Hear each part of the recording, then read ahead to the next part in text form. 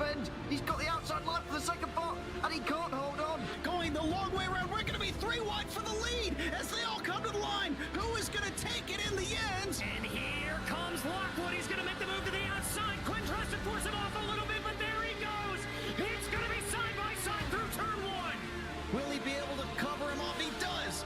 Weaving back to the left-hand side. Reynolds is trying everything. The kitchen sink is being thrown at it. They're leaning on each other. Coming into turn number 3. It's going to be a drag race through 3 and 4. Coming back to the line. Here comes Frisch on the bottom. Richard's going to hold the inside. Tries to be the late breaker here. They're going to be side by side through the final chicane.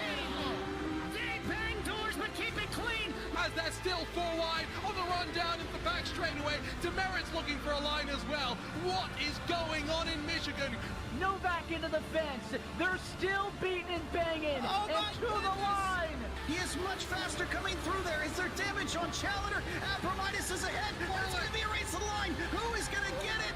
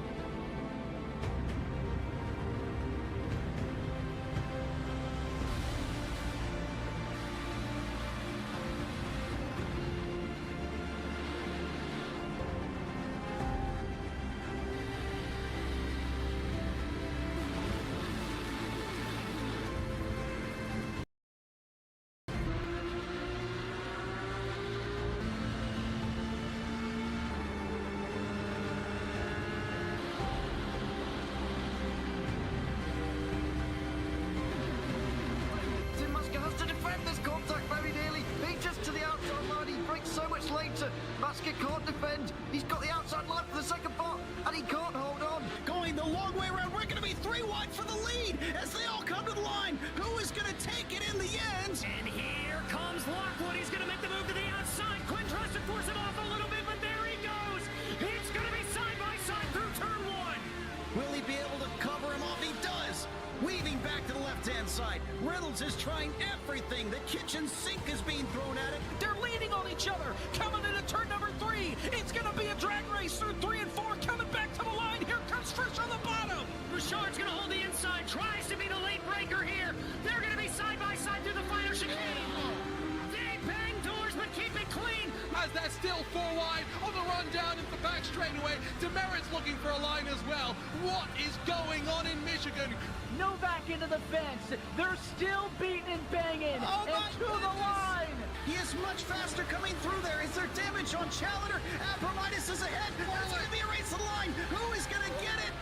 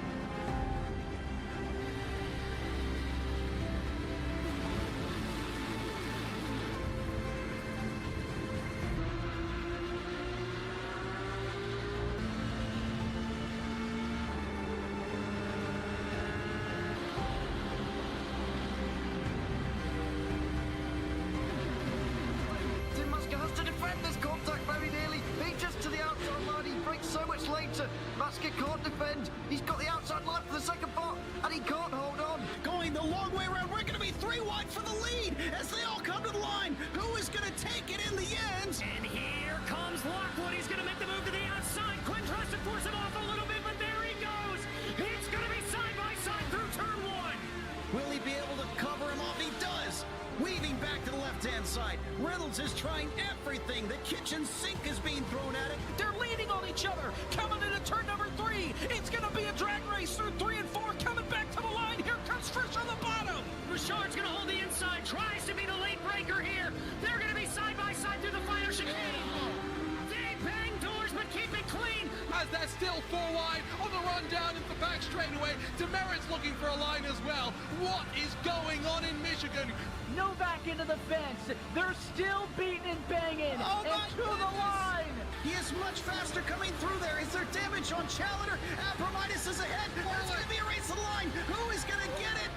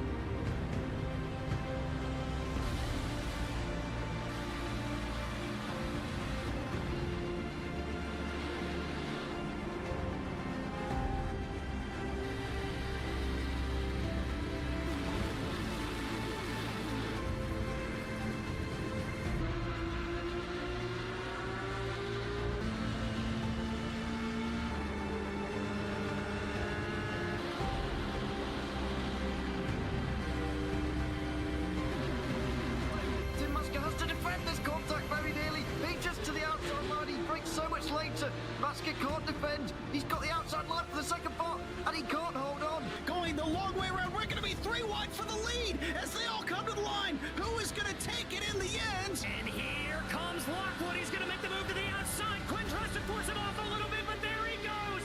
It's going to be side by side through turn 1. Will he be able to cover him off? He does. Weaving back to the left-hand side. Reynolds is trying everything. The kitchen sink is being thrown at it. They're leaning on each other. Coming into turn number 3. It's going to be a drag race through 3 and 4. Coming back to the line. Here comes Frisch on the bottom. Richard's going to hold the inside, tries to be the late breaker here. They're going to be side by side through the final chicane. They bang doors, but keep it clean. As they're still 4 wide on the run down into the back straightaway. Demerit's looking for a line as well. What is going on in Michigan? Novak into the fence. They're still beating and banging. Oh, and to the line. He is much faster coming through there. Is there damage on Challenger? Abramitis is ahead. There's going to be a race to the line. Who is going to get it?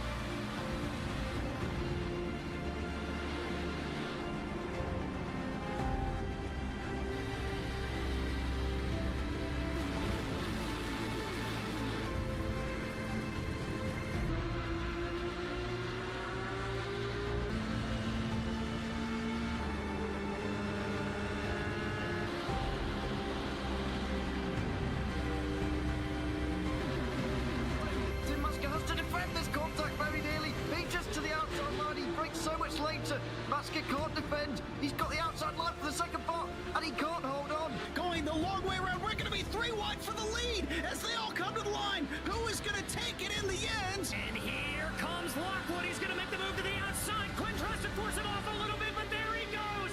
It's going to be side by side through turn 1. Will he be able to cover him off? He does. Weaving back to the left-hand side. Reynolds is trying everything. The kitchen sink is being thrown at it. They're leaning on each other. Coming into turn number 3. It's going to be a drag race through 3 and 4. Coming back to the line. Here comes Frisch on the bottom. Richard's going to hold the inside. Tries to be the late breaker here. They're going to be side by side through the final chicane.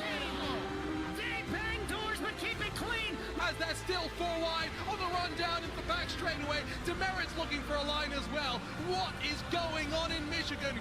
Novak into the fence. They're still beating and banging. Oh, and my to the goodness. line. He is much faster coming through there. Is there damage on Challenger? Abramitis is ahead. There's going to be a race to the line. Who is going to get it?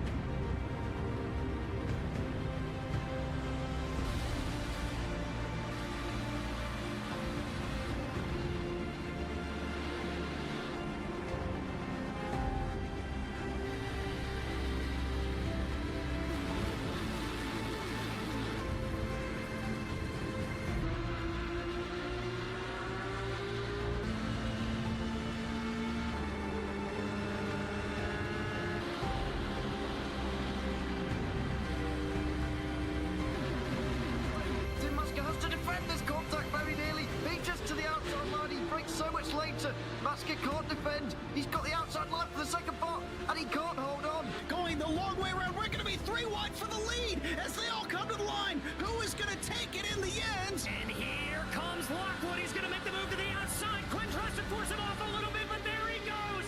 It's going to be side by side through turn 1. Will he be able to cover him off? He does.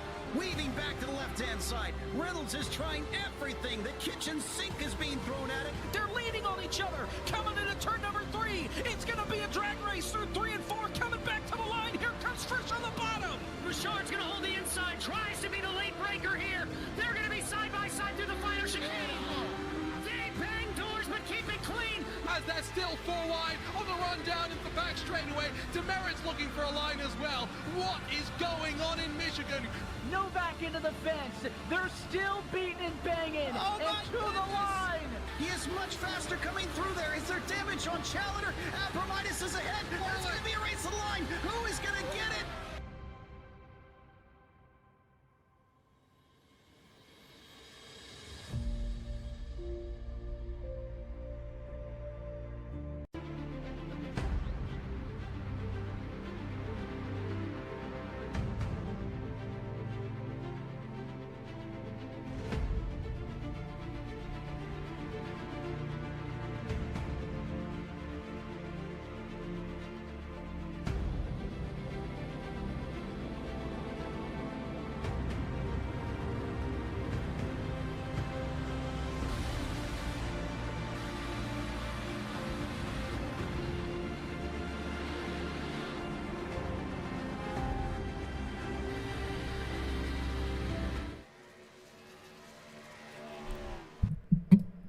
Alrighty, ladies and gentlemen, welcome back to the USSA Racing Network. We're here tonight at Texas Motor Speedway. We got the 110% horsepower trucks, and we are just about to get qualifying underway. I am your host, as always, Joshua Norton, joined tonight by Patrick Millette. And we got a couple of people coming out on the track already. Let's go ahead and get a nice view of that. See some of these guys get their qualifying laps in. And while they do their out lap, go ahead and pull the race info up. Already stated, we're at Texas Motor Speedway tonight. 78 degrees, a little bit of overcast, 10-mile-an-hour winds. We'll have to see if that plays any role in corner exit or entry. Not too humid, nothing too crazy going on with the weather other than the wind. So should make a pretty interesting race tonight.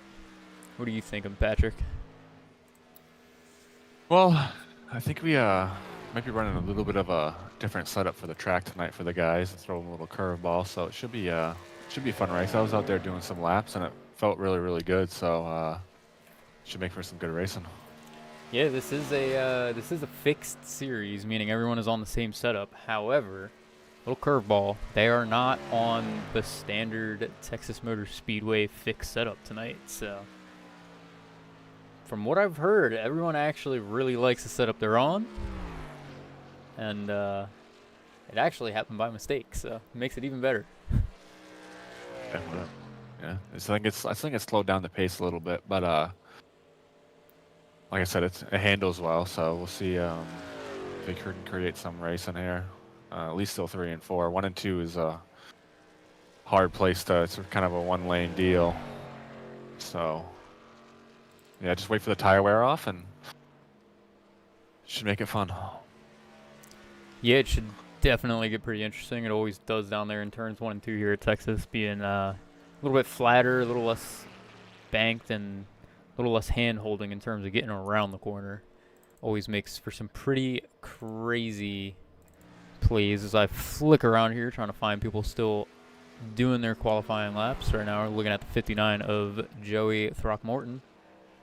Yeah, I'm watching qualifying a little closely tonight. I mean, from Monday night, we have a lot of the Monday night guys that race super late models with yourself and myself, and there's some rivalries already starting to heat up, and there's 2 guys in here tonight. I won't say anything yet, but we'll see how they end up qualifying with each other and watch them when they race around each other if it gets to that point. See if they find each other out there on track tonight. Did it say Tony Lane call me daddy? It does indeed. Tony. You get his nickname? Yeah, I was going to say, I guess Tony's new nickname is Daddy. He is kind of the pops of the group. Yeah, he's like 72 years old, so that makes sense.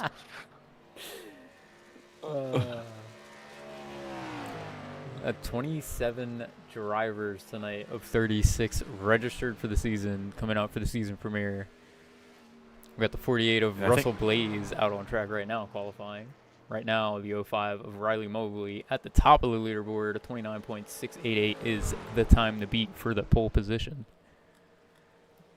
I think someone had a computer issue or something that couldn't make it, so it should be a great field all year around. Same thing with Monday night. We had a good field, but we're missing a couple guys that had work and other obligations, so.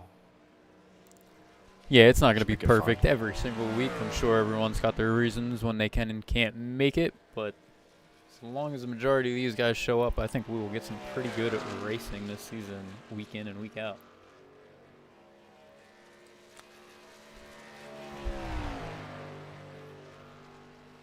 Following the 18 of Joshua Hart right now.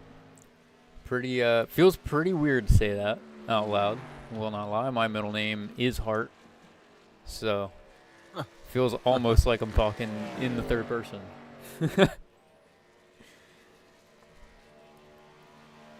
Oh, thank God we disqualified the 38. I can't stand that guy. I know, what a hack. Get him out of here. Get him, Matty. 18 of Joshua Hart. First lap around. I think that was his out lap. He does not have a time set yet. See what he sets for his first lap. We are going to try to implement a new caution rule tonight. Just talked with John about it. We are going to, if we have a caution, and on the restart, if we can't make 2 laps, we're going to go to single file for the next caution, and we're going to keep going single file until we can complete 10 green flag laps. It's not a bad idea in a worst case scenario. Definitely something we probably should have thought of ahead of time Monday. Since, yeah, we should have. Since no one could keep their cars disconnected from the car around them, but I digress. It happens. It's short track racing. Yeah, the restarts weren't really the bigger issue there. It was just a lack of patience, I think, and I think new car for a lot of people, maybe thinking they were just like the late model stocks or something like that, and they are just a total beast of themselves. It's kind of like running on dirt with those sometimes. Yeah, they're by far a totally different ball game out on asphalt compared to just about anything else you can run out here on this service. 00 of Jonathan Sidham goes 10th quickest. Speaking of super late models, the winner from Monday night is currently provisional pole. Mr. Mobley. You know, one of Tony Shockley out on track right now, putting his laps down. I believe he just finished his out lap. That was his first lap, sorry. Just now seeing him pop up there, 19th quickest. Everyone qualifying pretty quick, and a lot of names. Couldn't quite run through everybody and their times and qualifying positions, but you can see them off to the left in the timing tower.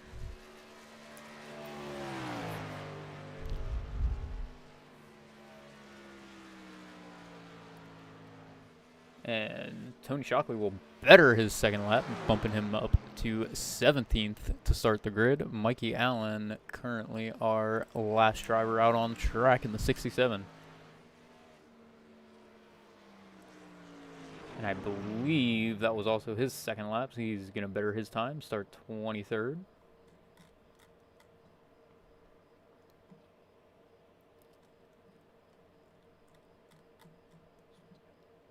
And it looks like Riley Mobley will hang on to the pole position.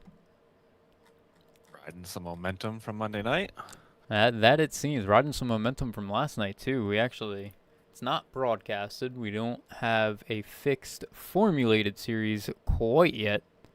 But we will be running dirt next season, hopefully broadcasted. We are doing for funsie races every couple of Tuesday nights, and Riley actually showed out last night, and I believe he won last night. So Well, we got to stop him. I was gonna say someone is gonna have to put an end to the early reign of that 05 machine as we start our first week. A guy starting P9 who would love to do that. What's racing without a little bit of rivalry now? Well, you gotta have it. Love it. So it should make the Monday night should feed into this race and make it even better. Oh, I'm sure it will. I mean, how many times has a NASCAR truck race fed into a Cup Series race or an O'Reilly race into the Cup Series race that same weekend? Not all the same drivers, but you get a couple that compete in the other series there in NASCAR, and sometimes they run into each other twice in the weekend. At left here. Unfortunately, we've got a little bit of downtime here in qualifying. No season points to go over quite yet, since this is the first race, and this will be the race to place everyone in their first spots to start the season. But man, it is going to be quite a grid to go through. Who won our exhibition race last week? I That really was forget. Morgan Lilly with an... Oh, Patrick getting dragged away from me. As we were talking about it, Morgan Lilly with an absolutely dominating performance last week. Pretty much crushing the competition there at Charlotte in our preseason. Well, yeah, this is gonna be a good one. I'm ready to get it started here. We're gonna get going right away. I just heard from the boss that we have no delay here. We're gonna go right to green flag. Good to know. I know there was originally a planned delay at the start of the grid. Not that it would have bothered me all too much as we swap over to the grid now. Let me go ahead and pull our scrolling grid up so we can go ahead and list these drivers off. All right, coming in, starting row number 1, P1. We got the 05 of Riley Mobley. Oh my, wow. It's gonna be a rough night, I guess. Starting P2, we got Joshua Schmitz. Row number 2 is going to bring in Jeffrey Epperson, starting P3, P4 to his outside, Kyle Schmitz. Row number 3, starting P5, we got Morgan Lilly, our preseason last week winner. His outside, starting P6, we got Sean Harrell. Row number 4, starting P7, we've got Joseph Bonner, and his outside, Kyle T. Bishop. Ironically enough, his teammate, so some LJG boys starting together there on the field. Row number 5, P9 is going to start Paul Caruso and his outside, the double O of Jonathan Stidham. Row number 6, starting P11th, we've got Matt Yost, his outside, Canadian Patrick Dabransky. I think. I'm close. Might not be perfect. We'll get there. Row number 7, P13 is going to start Joey Throckmorton and his outside, Tony Lane. Row number 8, P15 is going to go to Kevin Allen starting, and his outside, Clint Hackett. Row number 9, starting P17th, Tony Shockley and his outside, Cody Bristow. Row number 10, starting P19th, we've got George Wright and his outside, Joshua Hart. Row number 11, starting P21, we got Russell Blaze and his outside, well, would have been outside, Patrick Millette, the 38, but he is up in the booth. Row number 12 is going to bring in Tim Cleach, starting 22nd, his outside, starting 23rd, Mikey Allen. And row 13, P24, Frank Caruso and his outside, Reese Wingfield. And row 14, by his lonesome, starting from the back, P26, we have the 27 of Archer Miller. Quite the field tonight. 25 actual drivers, 26 counted in SDK's term, but that was because someone was doing a little bit of practice. Not a huge deal.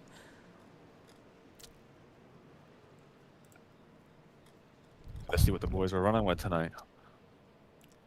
Yeah, quite a start here for the USSA League. I mean, what a show out of, 26 drivers to start this truck series for season 1. Nice view here as we go through the grid. Pace car is going to bring them around. The lights are off. We will be green out of turn 4.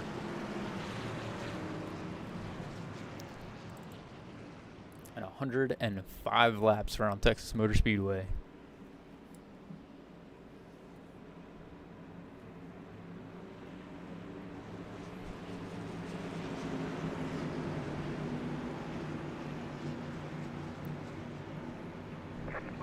Green flag. Go ahead and zoom out, try to get us as much racing action as we can, all in one frame. Riley Mobley is going to hang on to P1 to start the race. And the 2 is sideways. Oh, and Kyle Schmidt as well. Oh, and it collects. First Was that caution, Joseph that collects too? Wow. First caution of the night. Couple of cars banged up. Wow. We're at the 2, the 01, the 33, the 25, and I believe that's the 27 back there. The 11 definitely involved. 00 of Jonathan Stidham with a meatball flag. He's going to have to use that fast repair way earlier than I think anyone would be comfortable doing so this early in a race.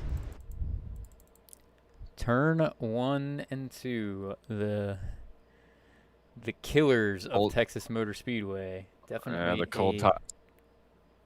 cold tires got him that time. Yes, it did. The 2 starting second place is just gonna get a little bit of little wow. Oh my God, a little loose. There we go. We found the words. Damn. Oh, it's been a long week. I'm getting over a bit of a head cold, so. Yeah, 2's going to get a little loose. The 1 trying to avoid starts to get loose himself. He gets collected. 22 just sneaking by up there around the 1. The 37 also just barely sneaking by. The 2's going to collect the 11. Bring him up the track. Can't find him on my... There we go. The 1 takes another hit. 000 catching the 2 after hitting the 11. And unfortunately, just sorry. I was gonna say just a rough set of few moments of the race. I mean, we didn't even make it half a lap there, and unfortunately, we already got a couple of cars pretty banged up and using their fast repair early.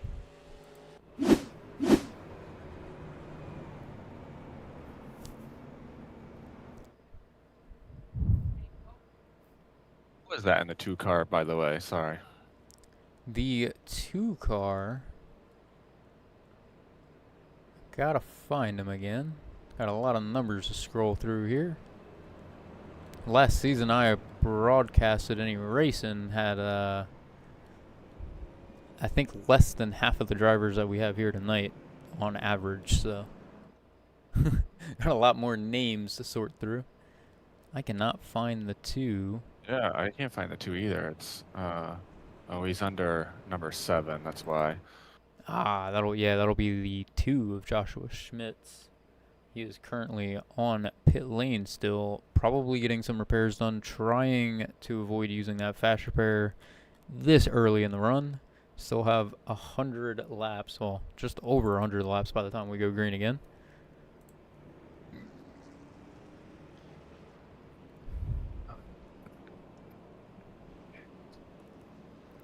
That also shows just how tricky these trucks can be with that added horsepower. I mean, you got to remember it's I mean, it is very obviously a banked turn, but it is a lot flatter than most conventional 1.5 intermediate oval tracks. And you definitely feel it in the rear once you put a little too much power down. All right, got some race control stuff situated there. Let's we got, so Joshua Smith's listed as a 7, but he is the 2 actually. We should be good to go here.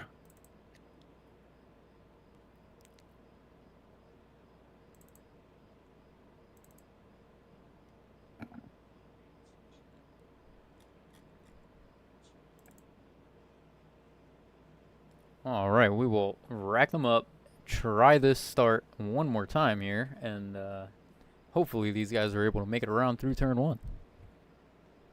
The 06, Paul Caruso survived that through that wreck there. Is up to P5 already. He's got his eyes on that 05. All right, I can see it. He will be hunting down that 05 snap-on truck for the entirety of this night. I have quite the feeling. 05 with a killer jump on that restart there, taking full advantage of being the one in control as they enter the restart zone. He is going to separate himself. I just realized I didn't have gap selected there on the tower. Now you can see the difference in time between all the drivers. Riley Mobley over Morgan Lilly, already 3/10 out.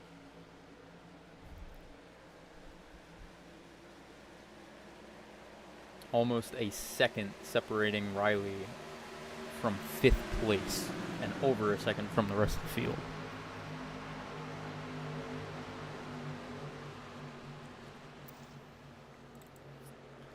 Lilly was very fast on the short run and pretty decent on the long run too. I remember him and Newman battling a lot, and was it 22 that was really good on the long run? Yes, the 22 Harrow of Sean was very fast on the long run there at Charlotte last week.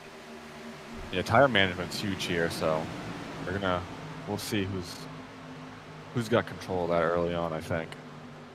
Yeah, that will show its face. I have a rising suspicion around the early 20s on this first run. If we stay green, we should definitely see a bit of a difference in times between the drivers and who hung onto their tires, who took care of the truck, and who maybe used a little too much too early.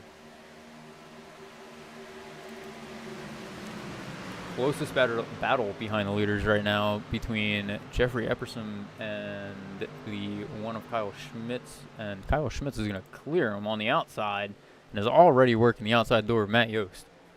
He is moving right now. We'll have to see if he can keep that kind of pace up come the late run.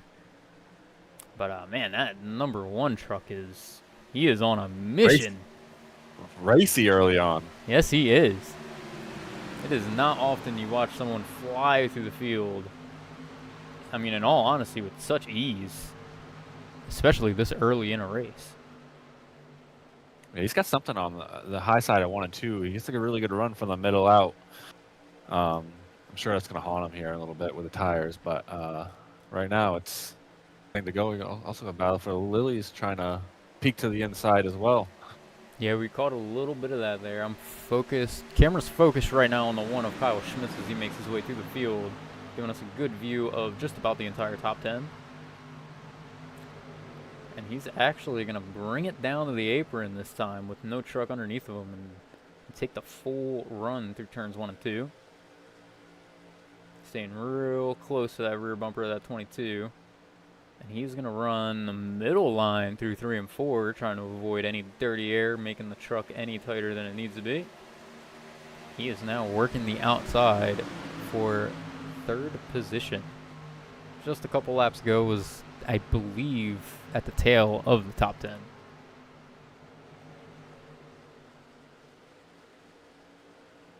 Outside. That outside line was just fast on fresh tires. He's found something on both ends. I am just as curious, I'm sure, as you are, to see how that affects the tires in the long run. I mean, sometimes the high side is real nasty to them, and you got to be careful utilizing it too much too early, and then some tracks it's just the place to be. I'm curious with the extra horsepower if that is just the line to run. Yeah, this track likes to eat those tires up, so that it does. It'll be fun to watch here. Learned that the hard way on a couple of occasions in a couple different cars. There's Kyle again. That same little middle run that he's been getting and just launches them through. Not as good as he's gotten a run, but he'll get to the door. He'll get about half a truck length ahead of Morgan Lilly there, coming in the 3 and 4, and he will, from the looks of it, clear. Oh, no, he doesn't clear. He tags the wall sideways through the infield. Morgan Lilly saves it. Kyle Schmitz is going to save it, bring it out of the pits, and he's going to have a bit of work to recover as we get no caution from that incident there. Moving Sean Harrell up to 2nd place. Still about half a second behind Mobley. Gaining a little bit on corner exit there. Clear it.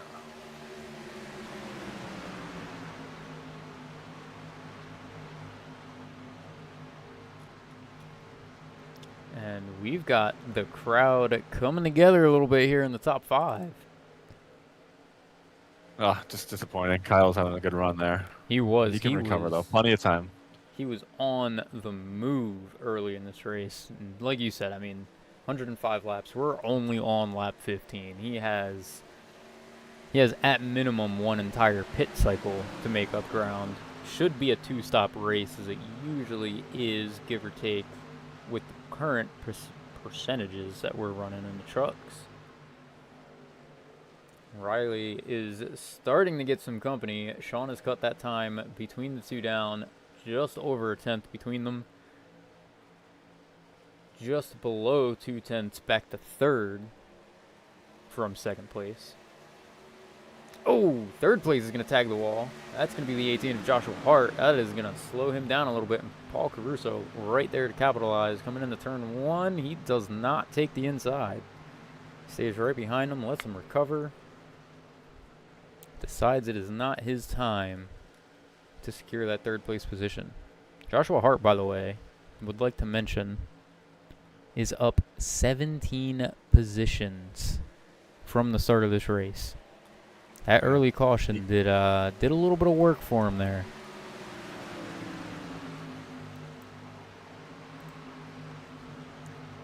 Coming in just shy of 20 laps completed already. Joshua Hart, our biggest gainer, now 16 positions as Paul Caruso makes his way around the 18. He will secure 3rd place for now.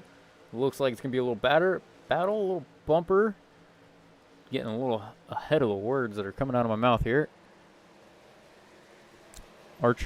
Frank Caruso up 9, Archer Miller up 8.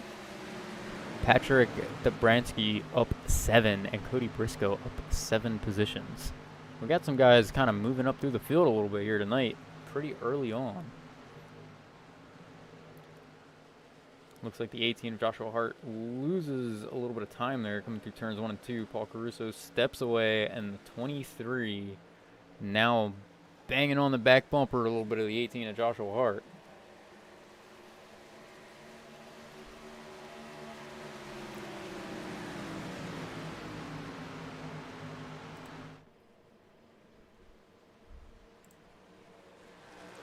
Go ahead and hit a little bit of a scenic camera. Watch everyone come on by. Or most everyone. A little bit of spread throughout the field, but I'm still seeing quite a few clusters of everybody all racing together pretty well here. Top 3 are fairly close to each other. You got 5th through, I believe, 9th.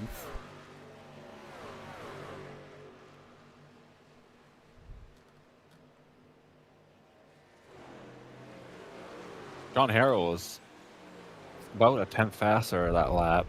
He's usually the one on the long run that's been pretty fast.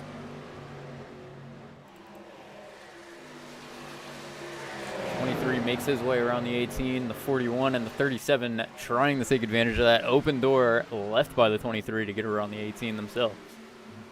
Lily making a really good fast recovery here after that incident with Mr. Smith there. Yeah, already back up, pushing to put that 41 machine back into the top 5 already. He lost a lot of time sliding through that infield after that contact. I was unable to see where exactly he came out of that mess at, but nonetheless, he got back on track, got right back to work, and is already in a pretty heated battle to keep that truck back in the top 5.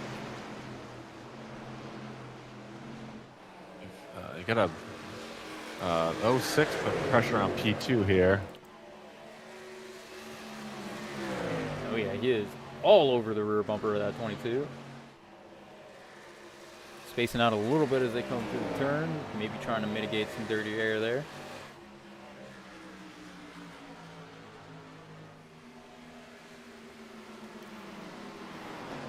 Top 3 for the most part fairly settled early on in this run here at Texas.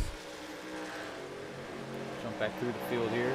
The 37 found his way around the 18, and now the 79 of Jeffrey Epperson looking for an open door and an opportunity to follow the rest of the pack.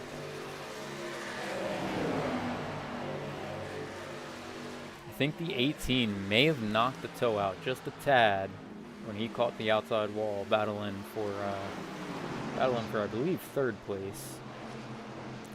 He seems to be lacking a little bit of power coming out of the corners compared to most of the other trucks on track at the moment.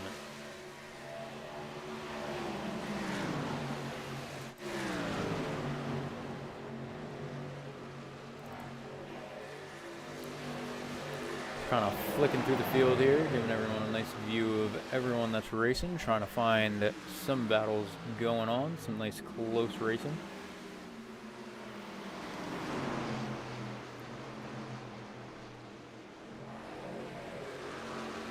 The 7 looking to make a move on the 78 of Kevin Allen. He gets to the inside out of turns 1 and 2, keeps the inside line through 3 and 4. And not quite enough to clear them. They'll stay side by side as they come around in the front stretch.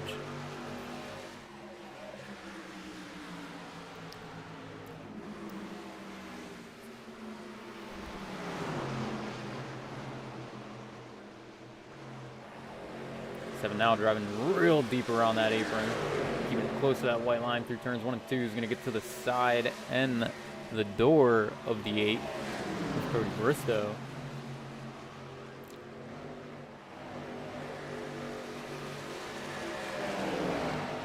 Got Tony Lane creeping up on this battle. He's about a half a second faster than those guys. That group of 4 in front of him. Tony Lane just behind them. I believe got checked up pretty majorly, but I don't think involved in our first wreck of the night there in turns 1 and 2. Tony is a bit of a silent killer, I've noticed. Sometimes he hangs out, he really takes it easy on his racecraft early on in the run, and then all of a sudden he's just kind of creeping his way up and making moves when you don't really expect it. It's the old man thing, you know. You just don't expect him to have any good moves left, but he's still got a couple tricks left in his bag, I guess. What is it that the old fellers always told us growing up? Patience is a virtue. Yeah, that's all he preaches to us is patience. So he better be preaching, or he better be acting on it himself. I would definitely hope so. As he makes a move on the outside of the 8, finding some speed, still side by side on the front stretch. And it looks like he will clear him before the entry to turns 1 and 2. Slowly but surely, he is creeping his way around the rest of the trucks. Last week when he was doing this, he started getting confident. That's when he about wrecked the whole field. So hopefully he's learned a lesson. I think that was one of only. Was that our only caution of the night? We might have had 2. It was our only caution. That was our only caution. Only caution in the 2 weeks. Yeah. So if you're listening, Tony, take care of that truck. Be patient, stay patient, my friend.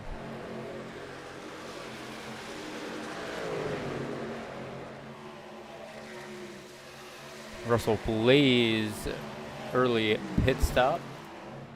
Oh. Morgan Lilly continuing to recover from that wreck. He's closing up on P3 right now. Perfect transition there as I had flicked over Russell to see him come down pit road. And then right to Morgan as you brought his name up. He has gotten to the inside door of Paul Caruso.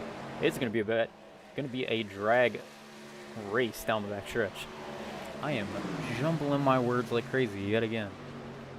What is going on? He's currently the fastest truck on the track at the moment. Him and Kyle Bishop are about a tenth or 2 faster than everyone else. Yeah, looking at our fastest 5 for 5 on a 5-lap average. Morgan Lilly right now number 1, average time of 31.55 seconds around the track the last 5 laps. Kyle Bishop averaging 31.57 seconds around the track. Riley Mobley, our current first place truck, 31.66 seconds around the track. Joseph Bonner, 31.74, and Joshua Schmitz, 31.76 seconds. Fastest 5 for 5 lap average over the last 5 laps, and that updates every single lap. As you can see it changing. Now Clint jumping up in the fastest 5 for 5.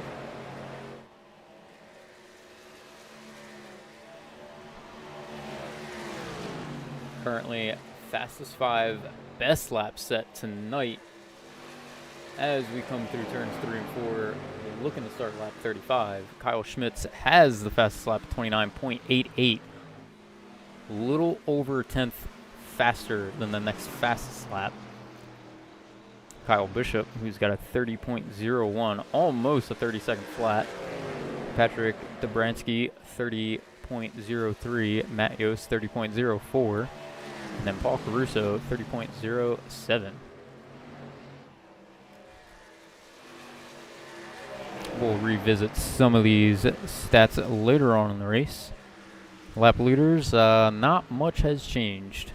Riley Mobley leading all 36 laps tonight so far.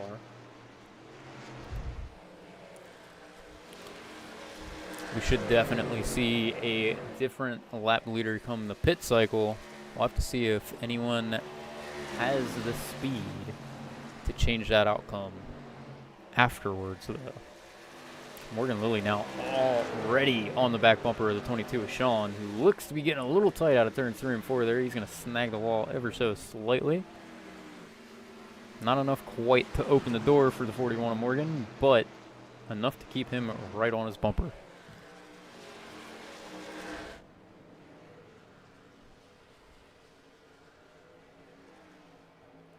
I can't believe we're almost 40 laps into this race already. Wow, this is kind of flying by. Flying by. These guys are moving tonight. Morgan Lilly looking at the inside, coming out of turns 3 and 4. Drag race to the line. Sean will hang on to second place for that lap, but Morgan beats him out, entering in the turns 1 and 2. Takes the low line, hugs the apron, and he will clear the 22 of Sean Harrell. Morgan Lilly now 2.3 seconds behind our race leader. Absolutely moving right now on almost 40-lap old tires. Question is, can he make it to Riley before he decides to pit, or does he undercut Riley to give himself an advantage during this first pit cycle. As we see 06 had jumped on pit road. several drivers jumping on the pit road. Paul Caruso, Joey Throckmorton, Frank Caruso, Cody Bristow, Kyle Schmitz, Jonathan Stidham, Clint Hackett, Tony Lane, all types of 22's gonna drivers. jump. Leaders coming in. Lily's coming in. P1, 2, and 3 all in the pits. All together. Ooh, Sean Oh, locking man. him up, trying to get slowed down. I don't see any black flags yet. It looks to be, as everyone got that first entry good enough. Kyle Bishop opting to stay out will become our new race leader for the time being, but he will have to pit any lap now, as we see him slowing up now on the apron through 3 and 4. He brings it down into the pits. Kevin Allen now taking the race lead. That lap will go to him.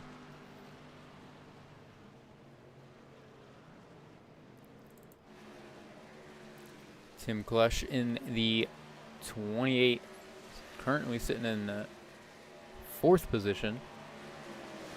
The 37 and the 23 is still currently ahead of him, and he will pass him and take 2nd.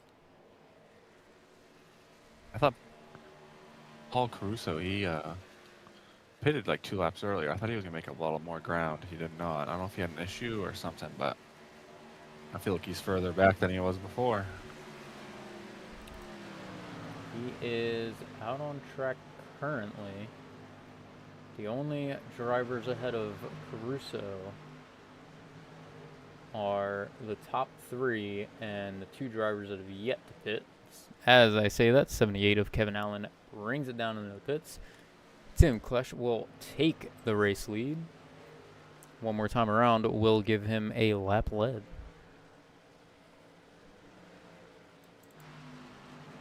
Riley Mobley not far behind though.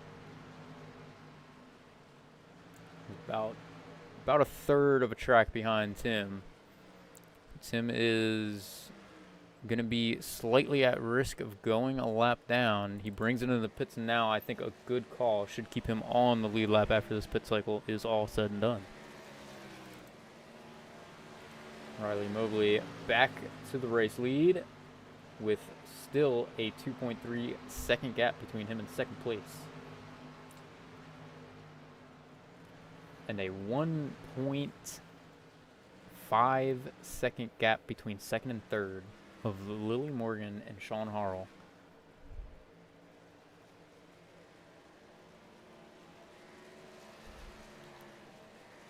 Riley out here getting it done and showing these boys how to drive this truck tonight here at Texas.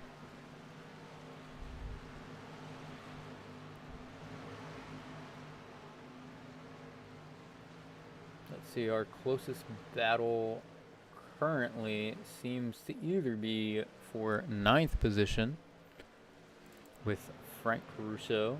Oh. Who is this? The 14 has the 59 on his truck. So 14 battling with the 7 who also has the wrong number on his truck.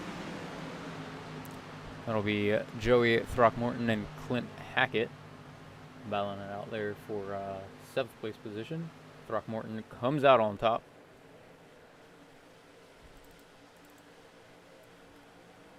And then, let's see. Everyone seems to be pretty put.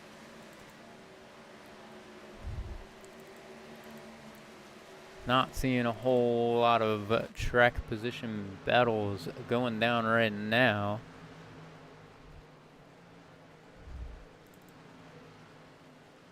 Riley Morgan continues to be the class of the field. He's 2/10 faster than Lily right now. Looks like the 2 just got a little loose coming out of turns 1 and 2 yet again. He slides down and smacks the inside wall. It doesn't get quite too sideways, but enough to definitely damage that truck. It looks like he will bring it down pit road, maybe use that fast repair now.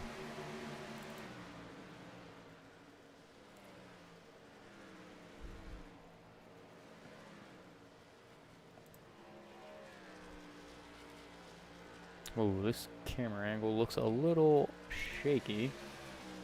Not too sure I like that one all too much. Let's go ahead and use our nice mixed camera set.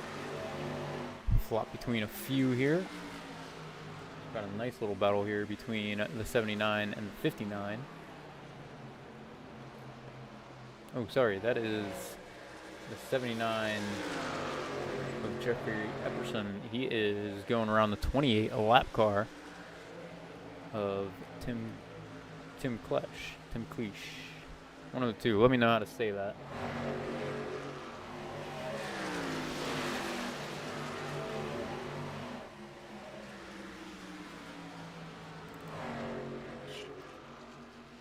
Yeah, I am not seeing a whole lot of battling going on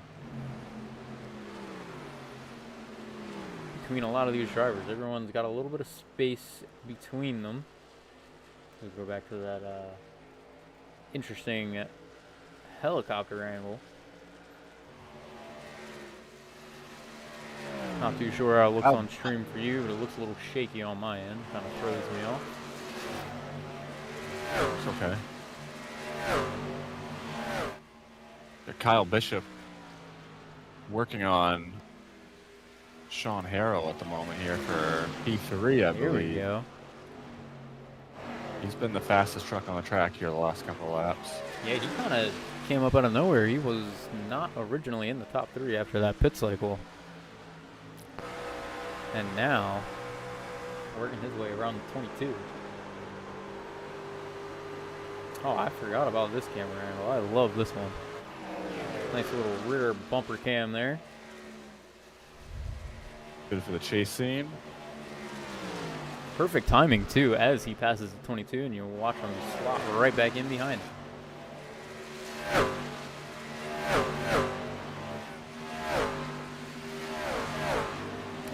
No, my NASCAR fans love that static flyby action there. Hearing those trucks scream as they come around the track, down the front and back straightaways.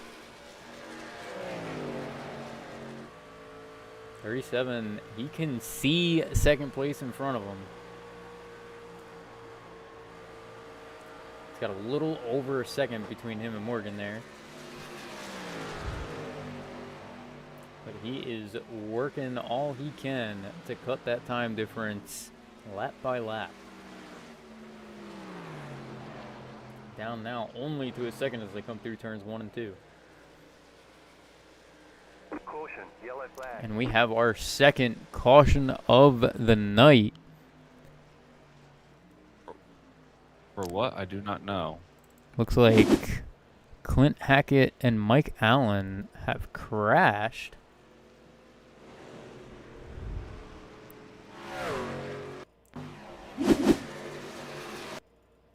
Let's go ahead and watch this in slow motion here, see what happens. Got them coming out of turns 3 and 4. I don't see anyone touch the wall. Oh, I see the 67 of Mikey Allen is a little discombobulated.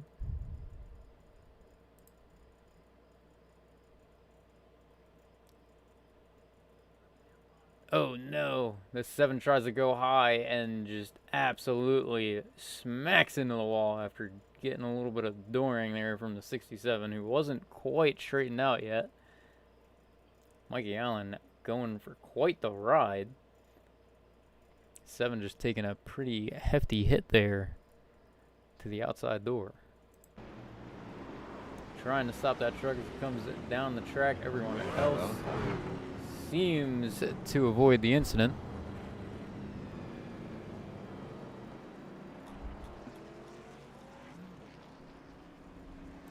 Jeez.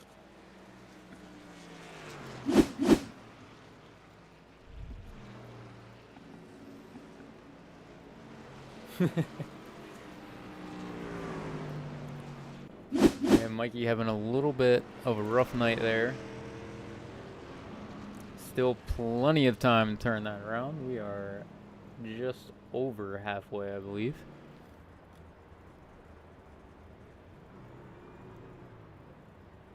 Nice little front bumper camera there, right behind the pace car.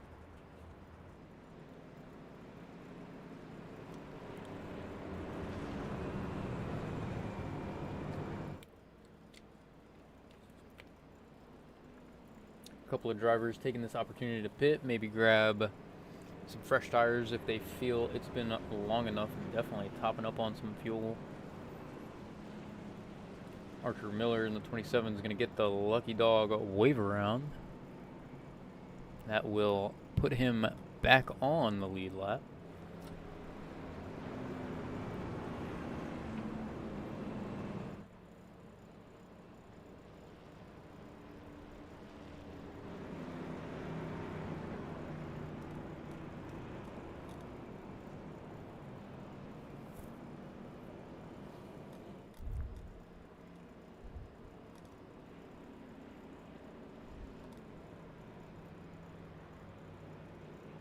Pace lights are off on the pace car. That is our 1 to green signal here. Going back to green flag racing as we drop to lap 56.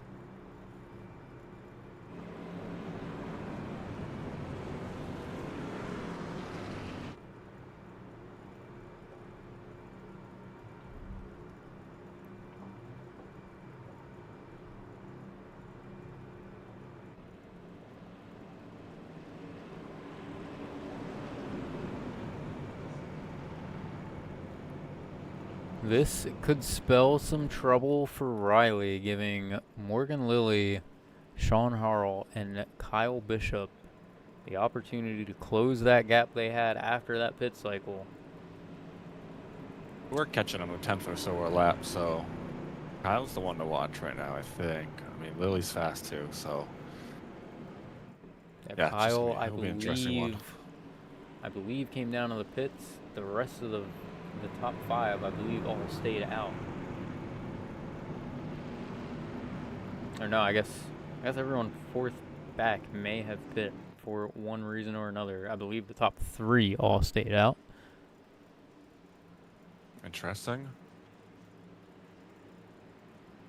Green, green, green.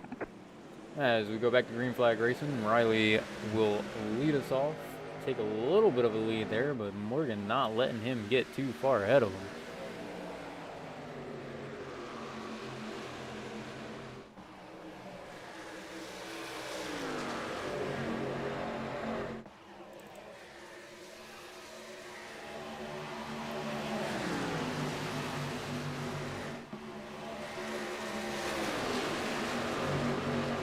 Kyle now trying to find a way around that number 8 of Cody Bristow. Cody dropping down in front of Kyle there through turns 3 and 4, giving him a little dirty air. You could see him get a little tight there in the center of that corner from that.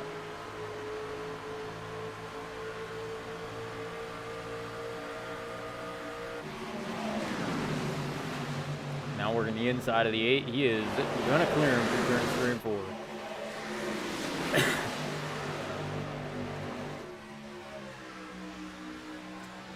Now closing in on 3rd place, the 22 of Sean Harrell. He will have to pass him yet again. Oh, look at that shot of everyone coming through turns 1 and 2. What a view of a chase camera from the back of the 37.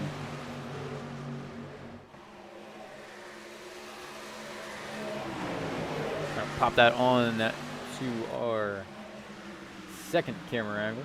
Try to keep this battle in frame. Oh my Lord!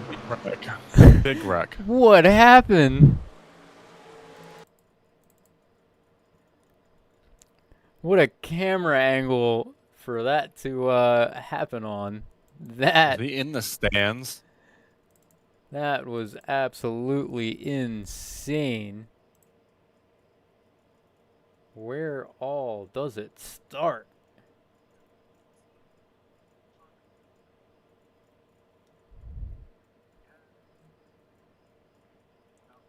We're following the 14 while 18 on the side of his truck. Ooh, tries to go 3 wide. The door shuts as he gets there. He's going to catch the 70, which is going to take the 23 with him. Up in the air, the 7's collected. 18, the 2. Man, that 70 truck caught some air. Wow.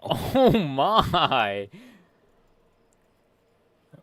What a ride. The 70. Look Yeah, at no who worries. scoots by that one. The 76 of Tony Lane. Just barely getting on by. I think Joseph Bonner just barely survives as well.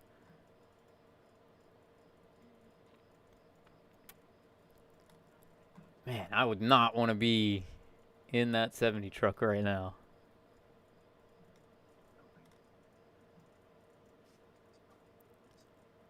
I think we should use one more replay of that.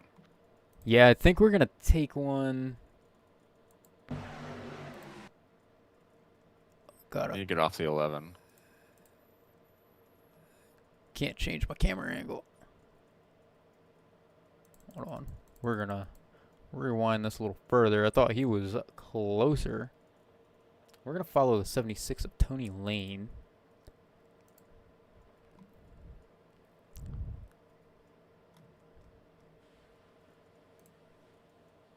We're going to go gyro cam for this one.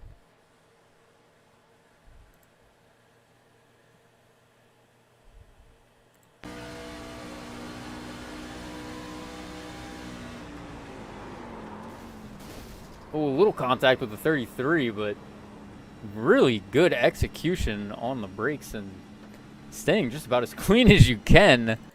Coming through a wreck like that, that was insane. Who else can we catch a view from? Let's catch an onboard with the 70 as he takes flight, grows some wings. Just absolutely nothing he could do there. I'm just gonna leave that more. Nice shot at all the carnage upside down from the inside of that 70 machine. Oh, what a ride. Let's head back to our live cam and catch up on all the action, see where everyone's lining up and what shook up after that incident.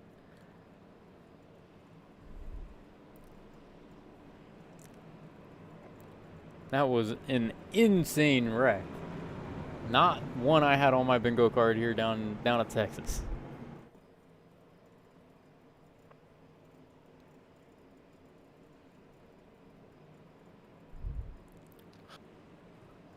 Pace lights are off. We will be back to racing as they come out of turns 3 and 4 here. Riley Mobley still our race leader. Morgan Lilly second to his outside. Sean Harrell third, and Kyle Bishop to his outside fourth. 4 very quick and very consistent drivers, as we have seen the last 2 weeks. 2 to definitely look out for as this season commences.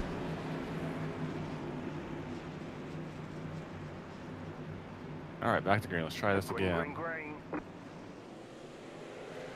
Riley with a nice jump on the restart. It's going to put a little bit of space between him and Morgan that time. Not as much as I think he would have liked. Only a 10th separates him from second place.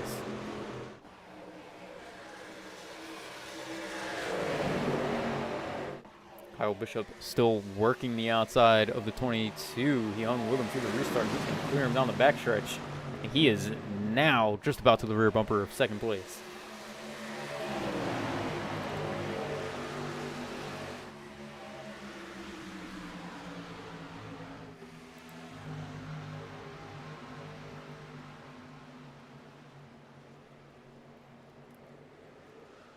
Man, that was insane.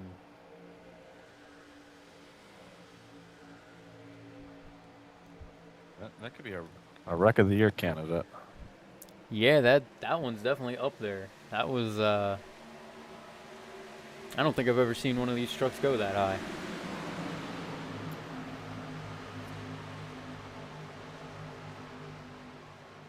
Kyle Bishop now to the inside left quarter panel of the 41. Not quite enough to stick it. Morgan will clear him down the backstretch, and the 1 is on a drive. He has finally found his way back into the mix. question is, can he hang on if we get another super long run here?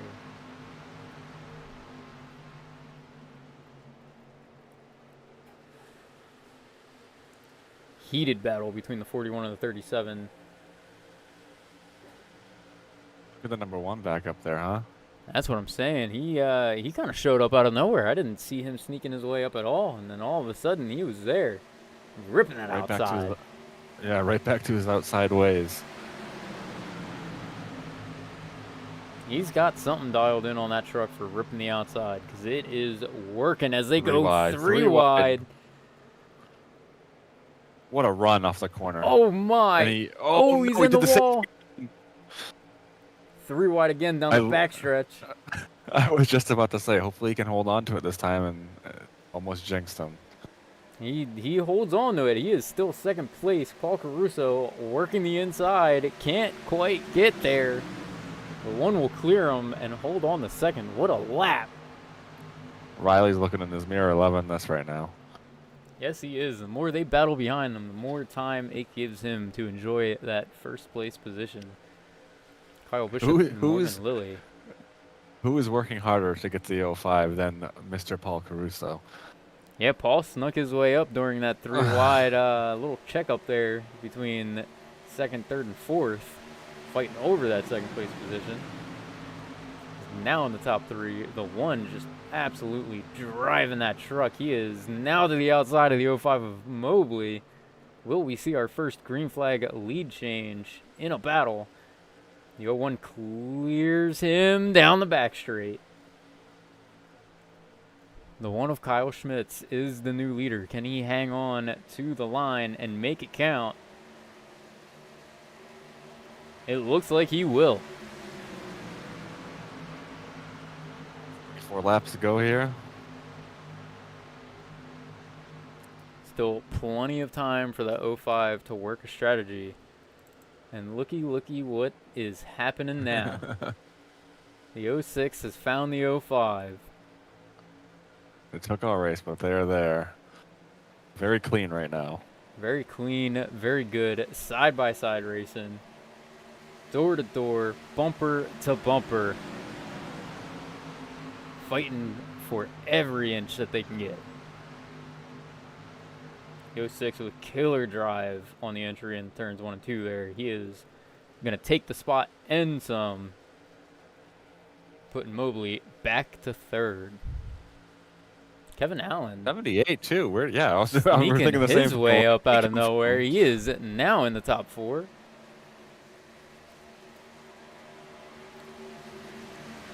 I think I noticed him up there, but I don't know. It's a couple of guys just kind of showing up. There is the 59 of Joey Throckmorton, too, right behind the 37 of Kyle Bishop. Yeah, the 78, he ran no practice laps. Qualified 15th, and maybe just needed some laps to get it tuned in. I was gonna say, it seems he found his groove and his spot on track as the race is going on. Lap 74 of 105, and things are still shaking up. Throckmorton making his way around the 37 of Kyle Bishop, now to the top 5. 78 looking to the inside, coming in the turns 3 and 4. He's there, but he doesn't take it. He checks up a little bit. Leaves a space for the 05, but drags the 59 almost to his bumper. Oh, and into the outside wall on the corner next to him. 59 now looks to the inside of the 78. Oh, and they think about splitting it 3 wide. The 59 thinks better of it. He checks up. The 78 prevails on top for that battle currently. Kevin Allen up to third, up 12 spots. Still not our biggest gainer in the field currently. You know how I said we would revisit later in the race to some of our little interesting quick stats? Well, our biggest gainers now, with 30 laps to go, Frank Caruso up 13 spots, currently sitting in 11th. Archer Miller up even more spots than earlier. He is up 12 spots, sitting in 14th. And then Kevin Allen, third most positions gained, is sitting in third. Joey Throckmorton up 9 spots, looking to make it 10 as he is looking at the rear bumper of that 78, sitting fourth, and Paul Caruso up 7, sitting in second. He had a strong run on Monday night as well.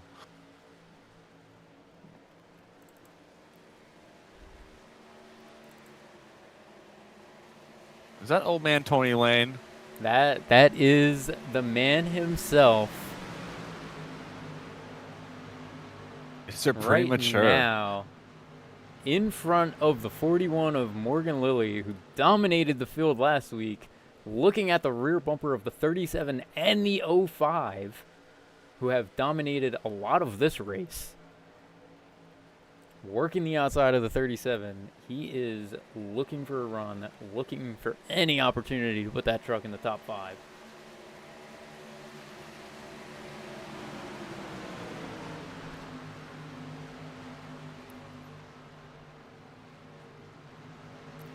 Seems to be liking that middle to high line, and as we saw with the one of Kyle Schmitz, it just seems to work on corner exit coming out of turns 1 and 2. Unfortunately, the 05 is there to kind of slow him up. Almost pinches the 37 a little too much on corner entry there. Trying to clear him, couldn't quite do it. Morgan Lilly bringing it into the pits now. Curious if anyone out here is able to make it the rest of the race on fuel. The 05 just came over. The 05 is going to be coming in this lap as well. They all opted to stay out the last handful of cautions, and we were definitely teeter-tottering on the edge of making it. We didn't touch much on it, or at all on it, really. And it seems some people may be biting the bullet and pitting now. Oh, the 05, no! He checks up a little early. Yep. The 37 gets into him. Everyone keeps it straight somehow, and we get no caution. The 05 was on the radio saying, "I'm pitting this lap. Pay attention, don't run me over." He still got run over, so. I was going to say, still got run over. Sean Harrell catching a black flag. If I had to bet for speeding on entry in the pit road. Who got the black flag? The 22 of Sean Harrell. Kevin Allen now fighting with Paul Caruso, looking for that second place position, trying to get even more out of that 78 machine, running the high line. And just as we thought gets the better run, he will secure second. Now a second and a half separates him from the lead.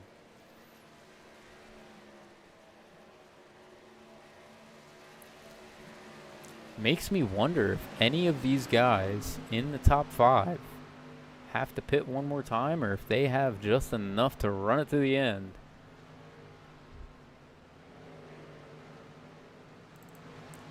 The 00 of Jonathan Stidham, who definitely had a rough start to the race, getting involved in that major lap 1, turn 1 pileup, has now found his way into the top 5.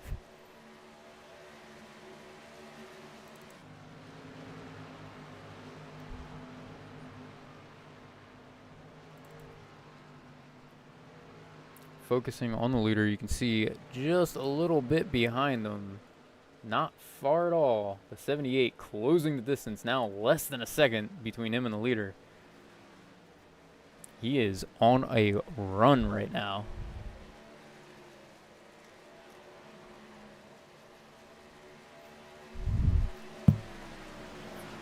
Everyone from 6th on back has made a green flag stop during this run.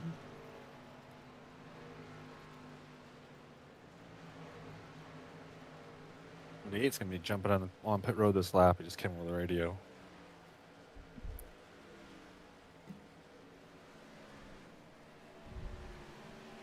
Even more green flag stops. It looks like the one of Kyle Schmitz is going to join him. I see The 59 and the 00 all also making a pit stop. Paul Caruso, the 06, the only one to stay out, the 11 of Joseph Bonner. I'm not sure if he pit during that last caution or not. If he did, he may be liable to make it the rest of these last 20 laps. 11 just called out his pit. Yes, he did. There he comes.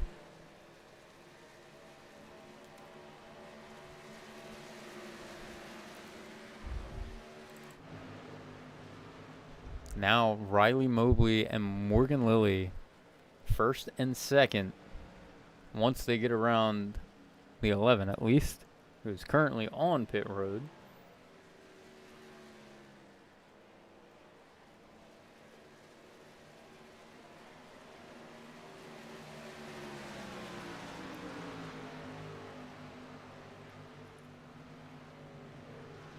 Looks like Morgan and Riley there taking the right call to pit when they did. It's going to put them on top after this green flag pit cycle. 19 laps to go. 7/10 separates first and second place. Morgan is going to have a little bit of work to do if he wants to take that lead away.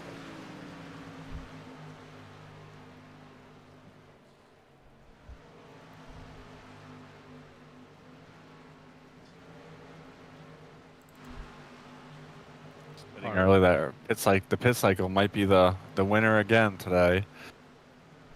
I feel like pit strategy is definitely one of the most important things when it comes to any type of oval racing. I mean, planning and just being smart about when you bring that thing down pit road and, you know, giving yourself the chance to make up whatever time you're going to lose doing so is definitely one of the most important things.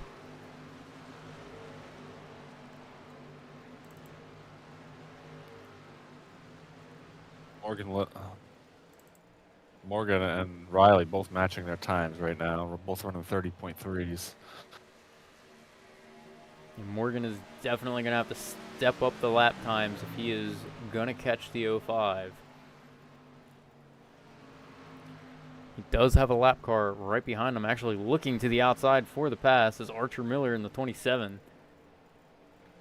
Now side by side down the backstretch. Not quite sure what he's doing, but A meatball flag for the 25. Not sure what happened there. I have a slight suspicion he may have caught the outside wall just the wrong way. It looks like he is going to have to limp that thing possibly back to pit road. yeah, he almost came back down the track across everyone else. Almost wrecked some of these lead cars. Definitely not something you want to see it happen, especially being on the lead lap this close to the end of a run. 14 laps to go this time by Archer Miller, steady gaining on the leader to try to get that lap back. He does not have a lot of time, especially to make it all the way back around after getting his lap back the old-fashioned way. Into the pits goes 48 of Russell Blaze. Kyle's a good 4/10 faster than the leader. Just 14 laps, so not enough time. I was going to say, I don't know if 4/10 is fast enough to close an 8.7 second gap. Unfortunate. Not to say that something couldn't happen in these last 12 and a half laps. So the leader comes through turns 3 and 4.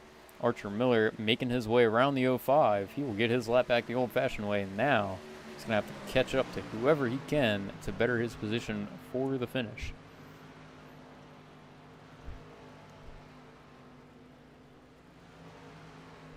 Kyle cut it down to 3.1 seconds. Oh, man. Oh, down 2.8. He's coming. for whatever reason, I was thinking you were talking about Kyle Bishop. I completely forgot about Kyle Schmitz, who is ripping that 01 machine around. Yep, he's coming. This lap, he was... The thing works here. He was a half a second faster than the leader. Half a second is quite a lot of time to make up, especially when you've only got 2.5 separating you from the leader with 11 laps to go. Keep watching it here, see what we got. There's one thing we know about that one machine. It is that he will quite literally drive the wheels off of that thing trying. Interested to see what he can make up before the end of this race. 10 laps to go. Within 2 seconds now, and it was another 4/10 off that lap. I was going to say now down to 1.7 seconds behind the leader. He is quickly eating away that time deficit between him and Riley. If he can get around Morgan and Lilly quick, then he might have a shot here. I can't imagine Morgan is going to make it easy for him. He does not. Morgan runs a little high there on the entry in turns 1 and 2. Kind of slows up the one. But he still gets to the outside of the 41. Clears him down the backstretch. Kyle Schmitz up to second. And he has the tire advantage. I didn't think he was going to be able to get there, and I think now I think he's going to get there. 8 laps to go this time by. 1 second flat separates him from the leader. Another 6/10 that lap with a pass. That is an insane amount of time to cut between you and another driver while driving around traffic.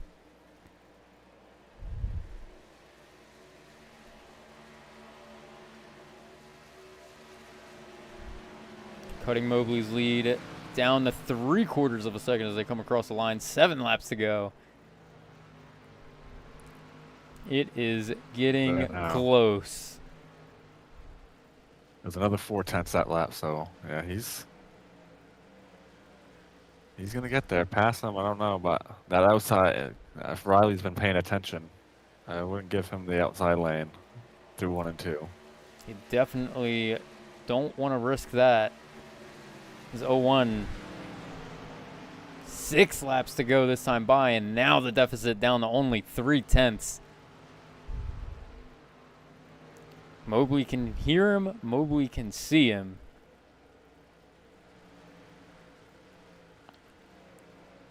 And they get closer every single foot of the racetrack.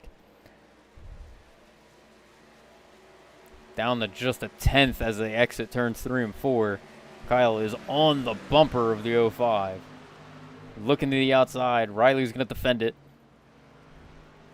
He goes way up top. He still sneaks around the outside. Is it enough? Oh my God, it is on. Drag race down the back straightaway. Kyle Schmitz has cleared the 05 of Riley Mobley. Ooh, Riley driving it in kind of deep there in the 3 and 4, but you see it definitely hurt him a little bit on exit. Got a little tight and kind of drove up the track. Maybe just trying to get him a little bit loose, but that was his last shot. I think it was. Ooh, that was close between the 05 and the 27. And now Kyle Schmitz just running away as the laps tick down. Coming through turns 3 and 4. This time by will be only 3 laps remaining at the line. Ooh, 27 to Archer Miller in the outside wall a little bit there. He collects it. He stays straight.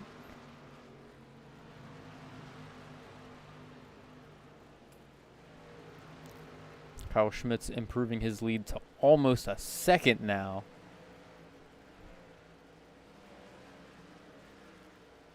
You know what watching this guy reminds me of right now? Did you catch the Watkins Glen Cup race this year? I did, I believe so. Do you remember when Shane Van Gisbergen pit with 20 laps to go and fell 20 seconds behind the leader. And in those 20 laps, not only got all 20 seconds back and got the lead, but managed to put another, I think it was like 10 plus seconds or something insane between him and second place to win the race. Final lap here at Texas Motor Speedway. Kyle Schmidt's in the lead. Comfortable gap between him and the 05 in second place. All he has to do is keep it clean one more time around, and the first win of the season will be in the hands of the one of Kyle Schmidt's. From wreckers to checkers. Race 1. And unofficial results across the line. The one of Kyle Schmidt's will win tonight here at Texas. The 05 of Riley Mobley coming in second, and the 41 of Morgan Lilly bringing it home third.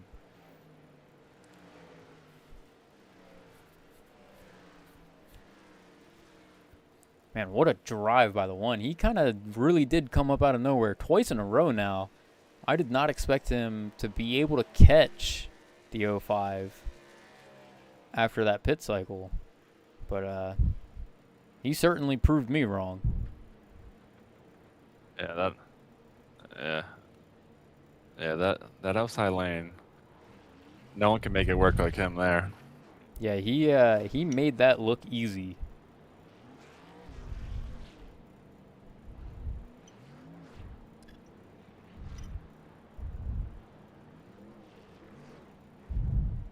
Get a nice aerial shot of this burnout. He is going to burn that thing to the ground, I'm sure, after running down the 05 like that.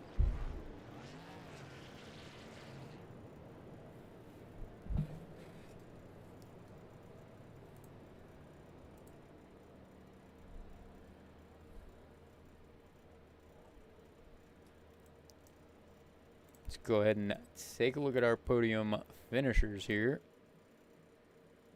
P1, Kyle Schmidt's, P2, Riley Mobley, and P3, Morgan Lilly. We will be interviewing them momentarily here. What a race that was. Only a couple of cautions, but definitely some crazy ones nonetheless. Definitely worth the view, if you ask me. Did not have a NASCAR truck taking flight on my bingo card for the season 1 premiere. But Had a hit though. I'll take it because that was pretty cool to watch.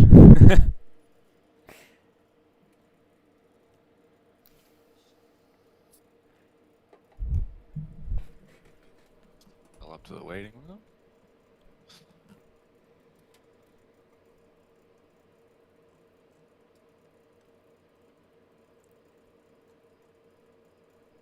Looking for Morgan Lilly.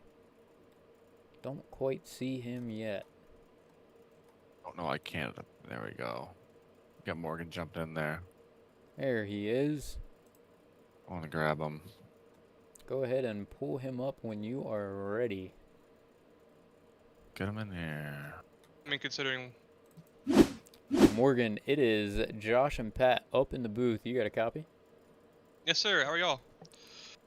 We're doing mighty fine after watching a race like that. What a drive between you and the rest of the guys out there on track. You with a fairly dominant top 3 performance most of the run. A couple of mishaps there early in the run. Little contact there with, I believe it was the 1. Yeah. Sending you guys into the infield early on in the race. And what a recovery by both of you guys to put it where it counts come the end of the race. Yeah, I'm not sure what happened in that beginning of the run incident, but I think he bounced off the wall and then into me. I know it wasn't intentional. He made a really good pass on me on the outside. To be honest, I thought he was burning his right front up, but hindsight's 50-50, you know. I thought I was running a good pace, but I wasn't sure, and then he unfortunately hit the wall and into me. But managed to recover that first run and get back up to second, so that wasn't too bad on my part. Not at all. We definitely called that out on the broadcast. We didn't expect to see it quite as soon as we did, watching the battles for the top 3, and then all of a sudden we see that 41 popping back up into the picture and starting to run away from the field during that first pit cycle. So that was pretty cool to watch. Pretty interesting. I don't think I really have any like particular questions about the race. Where were you when that first turn 1, lap 1 wreck happened? Believe it or not, I was on the bottom, second car on the inside, right behind, believe it's Riley, the 05, and when he spun, he like scraped the side of my truck, and I was like halfway in, on the apron and on the track, trying to get by it. I heard it was a huge wreck behind me. Yeah, that was quite the pileup. I couldn't quite remember. There was a lot to keep track of tonight between everybody and all the crazy things happening out there on track. I knew you were near the front when it happened. I couldn't remember how close you were to it. Yeah, I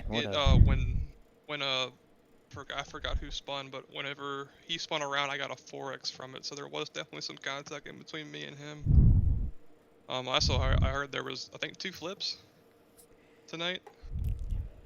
Yeah, there was one we caught on the broadcast. 70 decided he was gonna invest in his pilot's license, I guess, down here in Texas, and I believe he sent that truck above the catch fence height level. Thankfully towards the infield, not towards the grandstands, but nonetheless, he was up there. Yeah, we're gonna have to raise the requirements on catch fences to the suites. Yeah, with all this extra horsepower, we may have to, because that was quite the ride the 70 took. That is for sure. Patrick, you got any questions for Morgan tonight? Oh, you know I do. Morgan, what did I ask you last week? Did I ask you the prison food question last week? Yeah, that was last week. All right, so if you could go on your fridge and there could be an unlimited supply of any sort of drink, what would the drink be? Alcohol, non-alcoholic, whatever.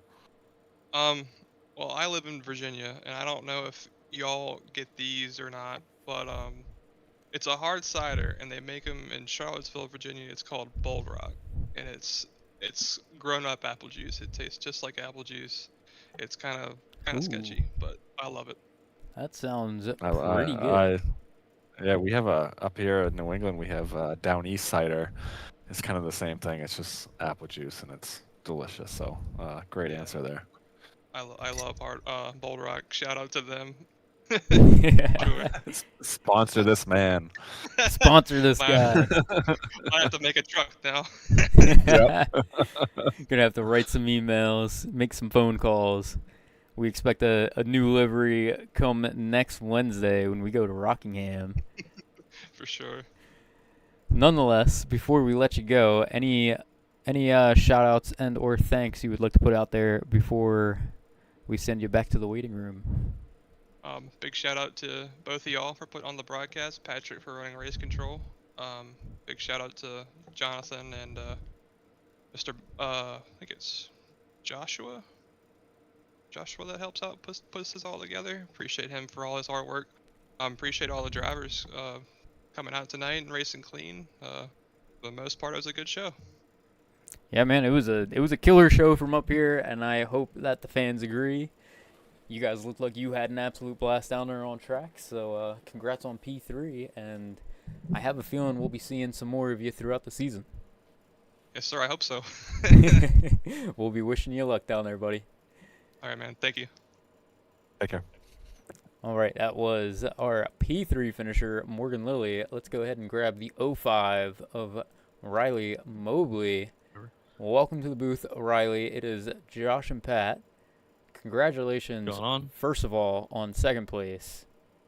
And second of all, what a dominating run by the 05 for just about the entire race.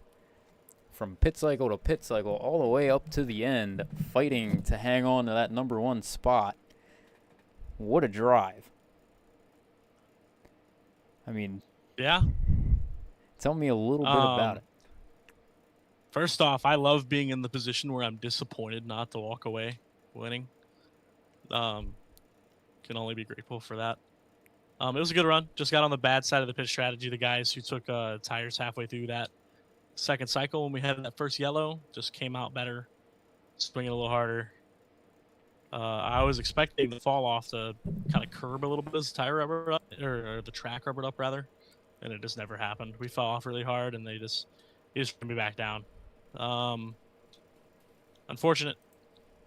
Definitely felt like we had race winning speed over the rest of the guys on our strategy, but just got out strategized and can't really do anything about that.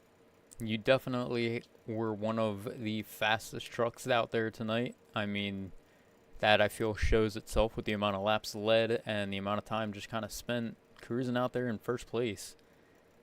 So definitely a killer drive.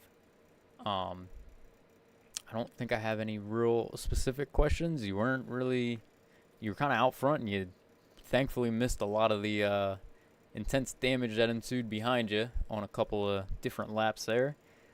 Stayed obviously very clean and just ran a killer run. Patrick, would you like to ask your random question of the week? Mr. Mobley, sorry. What song absolutely ruins the mood the second it starts playing on the radio? Like, what mood are we talking? Just like a good mood. No, what normal day, it just kills my kills the vibe. What kills your kills it, yeah.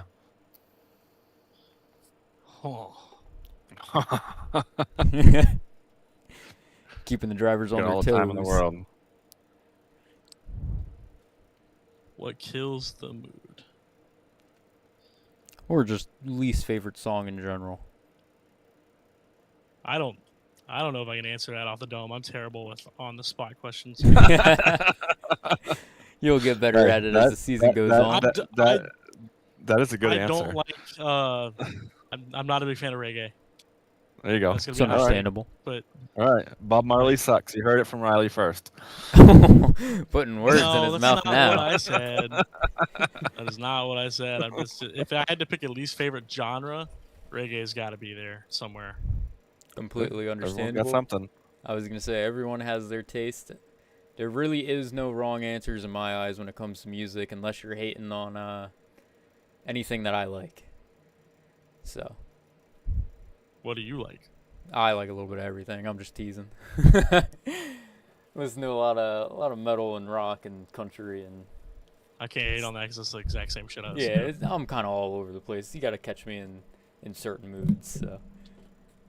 Nonetheless, fair answer, and fair race, killer drive, killer job. Congratulations on P2. I know it's not exactly what you were looking for tonight, but you held on long enough to keep it up there in the top 3. Killer start to the season for both Mondays and Wednesdays.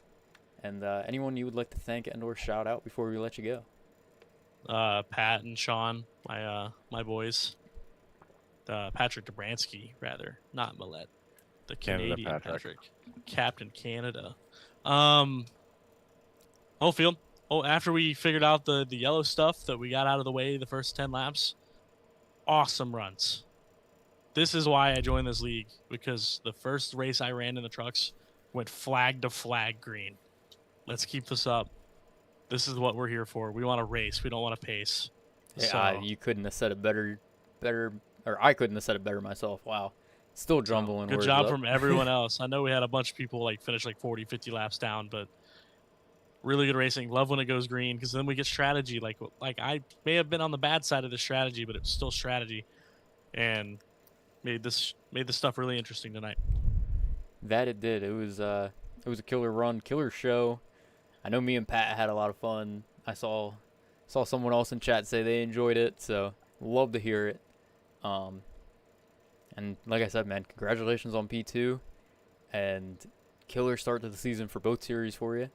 And I have a feeling we'll be seeing a little bit more of you in the booth throughout both series. Hopefully, that's the plan. All right, man. We will wish you luck in the future races, and congratulations on P2 again. Appreciate it. All right, that was our runner-up finisher, Riley Mobley in the 05. Let's go ahead and grab Kyle Schmitz, our race winner tonight in that number 1 machine. what a drive. I mean, a little bit of a hiccup there early on in the run. Caught the wall a little bit. You and the 41 going for a ride down the infield, but what a recovery to just drive it back out in the first and kind of run away with it right there at the end.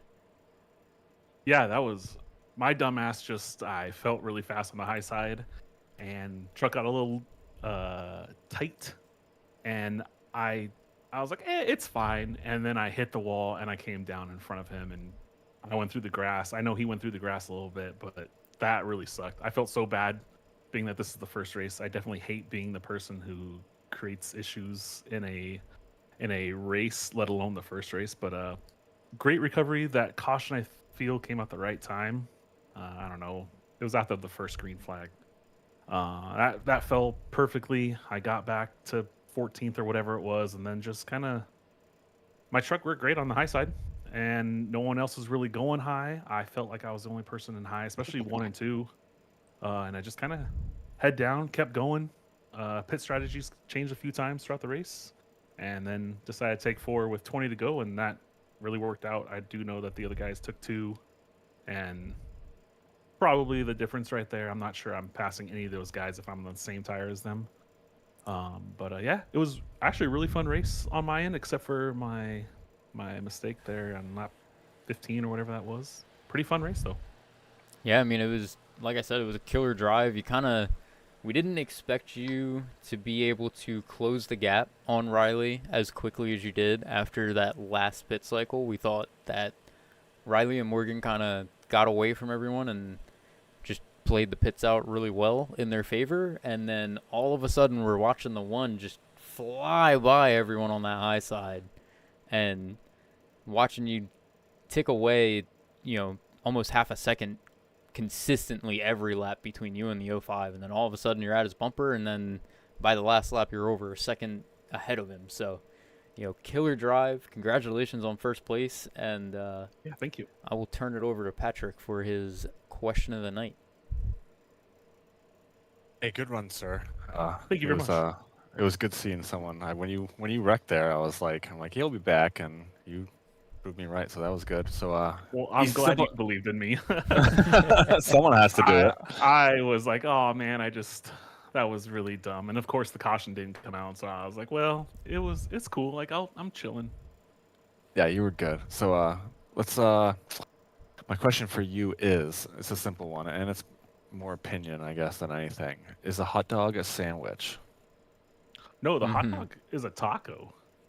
It's a taco. Hot dog is a taco. So if you look at a taco shell, it does the exact same thing as a hot dog bun. A sandwich has 2 pieces of meat, or I'm sorry, 2 pieces of bread that is detached that then gets pushed together. Yes, you can detach a hot dog bun if you choose to do so. But standard traditional hot dog, it's a taco. Like, it's a taco. I feel like you've been asked this question before. That was pretty in-depth. You have no idea the conversations my children and I have. It's ridiculous. To add in on that, that's not exactly a crazy take, because what's the 2 things that everyone puts on a taco? Meat and cheese. And come on now, everyone loves a hot dog with cheese. It's a taco. I don't know how versed you guys are in like Mexican cuisine. My wife's Mexican, so I know a little bit about it. But they make these, they slice these hot dogs up, they put them on a tortilla, and then they put pickled onions and some type of salsa designed for this food. And it's literally a hot dog on a tortilla. I can't remember the name of it. If I ever get back up here, I'll give you guys the name of it. But off the top of my head, I can't think of it. It's really freaking good. It is, a hot dog, American hot dog, it's a taco. It's a taco. Great answer. Huh. I like it. I never would have thought it like that until tonight. You're welcome. What a question. Yeah, it is. What a question. Yeah, Thanks for not asking me anything about the race, because I don't remember already. So my man was way too focused on driving that truck as fast as he could physically make it go. And that is why you're here celebrating a P1 finish to start the season. Congratulations on that. Anyone you would like to thank and or shout out before we let you go? Yeah, absolutely. Special thanks to you guys. I've said this in other leagues and stuff. I appreciate broadcasters who give us little guys a chance to get a .com out there or a website or an eBay page or whatever the case may be to try to get some extra eyes on something that we may be selling or producing or whatever the case may be. So special Literally thanks to you guys. That is anything you want to really- shout out. Yeah, absolutely. So special thanks to you guys for broadcasting this. This really does help me. I'm sponsored by Mom's Addictions. It's an eBay page. It does have a lot of NASCAR memorabilia on it. Also, diecast, a lot of other things. My mom passed away from cancer a couple years ago, and I inherited her collection of stuff. So that's why my eBay page is called My Mom's Addictions. There's a ton of stuff on there that's not racing related also. Thanks to Spare Parts Gaming Community. We race on Xbox Tuesday, Wednesday, Thursday. Been doing it for 6 years. Also, Schmitty Shots. Look him up on Instagram. That's my other son. He's got a photography business, so if you can go give him a couple likes, that'd be fantastic. Likes always help everybody. And That again, they do. Thanks to you guys for doing this, for letting us little folk have an opportunity to try to make some money. I really do appreciate it. Yeah, man. Couldn't have done it without all you guys showing up in the first place. So thank you guys for showing up and showing out. Congratulations on P1. And oh, did I disconnect? You didn't. You're there. Oh, okay. I still My hear ya. Discord started messing up a little bit there. it went gray in the voice chat connection. I was like, uh-oh, Discord's messing up. Nonetheless, though, thank you guys for for putting on the show that you do, and congratulations on P1, and enjoy your celebration down there in Victory Lane. Yep. Thanks. See you guys in a couple weeks. Yes, sir. And that was our first place finisher tonight here at Texas Motor Speedway. Let's go ahead and give the rundown on everybody else and some little tidbits about the race. So first, Kyle Schmitz. Second, Riley Mobley. Third, Morgan Lilly. And then Paul Caruso and Kevin Allen. In that order will round out the top 5. Kyle Bishop, Jeffrey Epperson, Joe Bonner, Jonathan Stidham, Frank Caruso will round out your top 10. Tony Lane, Joey Throckmorton, Cody Bristow, George Wright, Sean Harrell will round out your top 15. Tim Klesch, Archer Miller, Russell Blaze, Joshua Schmitz, and Matt Yost will round out the rest of your field down to 20th position. I thought we had a couple more drivers. Hold on just a second. That is not the rest of the field.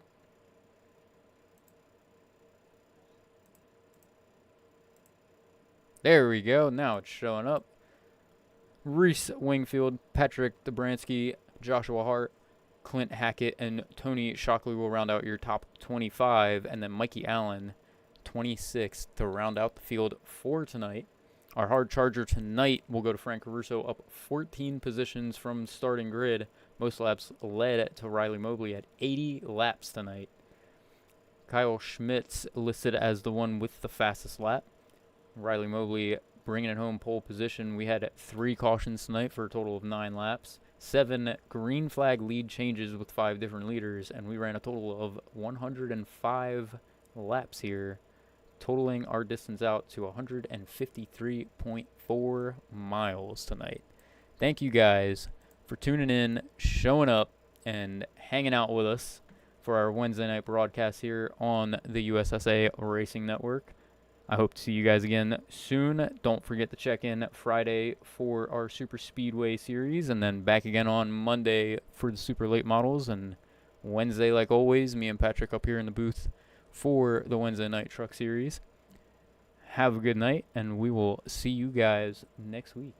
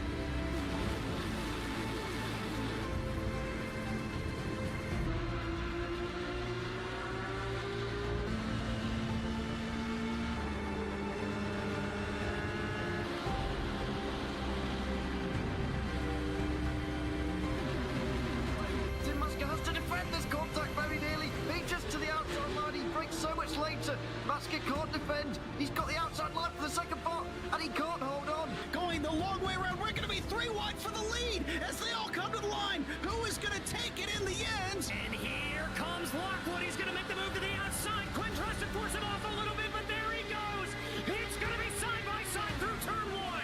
Will he be able to cover him off? He does. Weaving back to the left-hand side. Reynolds is trying everything. The kitchen sink is being thrown at it. They're leaning on each other. Coming into turn number 3. It's going to be a drag race through 3 and 4. Coming back to the line. Here comes Frisch on the bottom. Richard's going to hold the inside. Tries to be the late breaker here. They're going to be side by side through the final chicane. They bang doors, but keep it clean. As they're still 4 wide on the run down into the back straightaway. Demerit's looking for a line as well. What is going on in Michigan? Novak into the fence. They're still beating and banging. Oh, and my to the goodness. line. He is much faster coming through there. Is there damage on Challenger? Abramitis is ahead. There's going to be a race to the line. Who is going to get it?